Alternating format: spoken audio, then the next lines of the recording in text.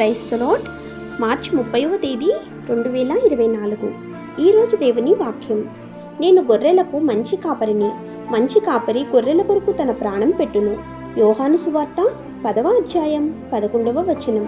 ప్రియమైన సహోదరి సహోదరులారా, మనలను మంచి మార్గంలో నడిపించటానికి, అపాయం నుండి తప్పించటానికి, ఈ లోకు ఆటుపాట్ల నుండి, దుష్టుల బారి నుండి, దొంగల బారి నుండి, గొర్రెల్లాంటి మనలను తోడేళ్ల నుండి కాపాడడానికి దేవుడే మహిమను వదిలి మహిలోనికి కాపరిలా వచ్చాడు.